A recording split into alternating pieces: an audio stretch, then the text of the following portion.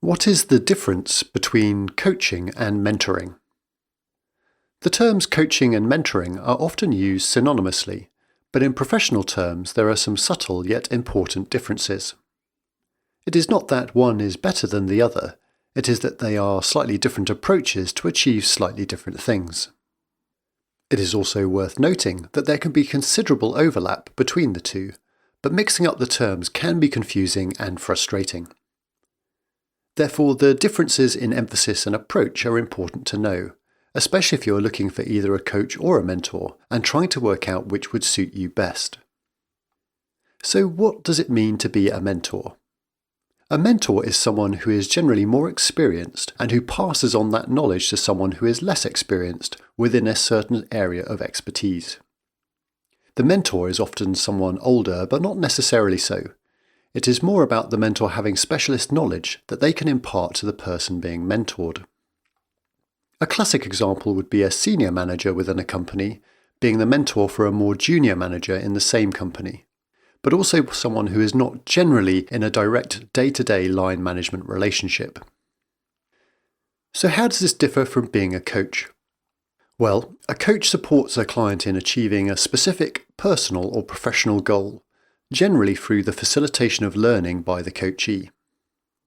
There is no one definition for coaching as a profession, but there are some common themes that come out of coaching literature.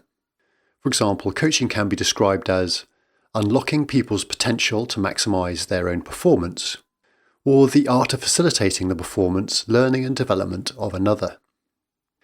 Simply put, coaching is about helping someone to become more effective in their life and work. As with mentoring, this primarily happens through one-to-one conversations. A typical example of coaching would be a client employing a coach for a defined number of sessions to address a specific challenge or achieve a particular aim, such as improving work-life balance. There are various comparisons available, but it is important to remember that it is hard always to fix boundaries between the two disciplines.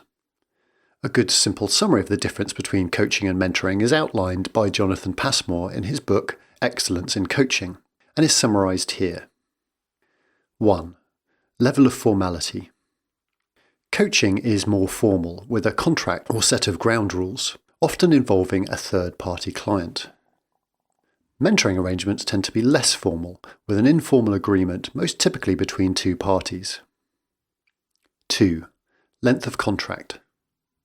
Coaching tends towards the shorter term, typically with between 4 and 12 meetings agreed over 2 to 12 months. Mentoring often happens over a longer term, typically with an unspecified number of meetings and a relationship that often runs over 3 to 5 years. 3. Focus. Coaching is more performance-focused, typically with a greater focus on short-term skills and performance.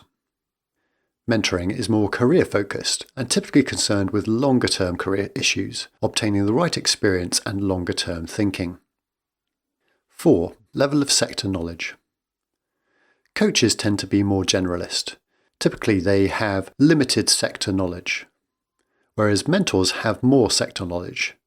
They have specific knowledge of a relevant organisation or business sector. 5. Training.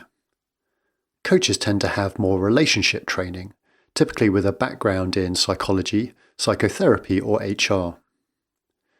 Mentors tend to have more management training, typically having a background in senior management. 6. Focus. Coaches have a dual focus on the needs of the individual and the needs of the organisation. Mentoring often has a more singular focus, with the emphasis being on the needs of the individual. So that is an overview of the differences between coaches and mentors. You can hopefully now appreciate the difference in terms, but also why many people end up having both a coach and a mentor due to the varying but complementary nature of the two. If you would like any further help with this or any other subject, then do click on the related links or head over to the website at www.therightquestions.co.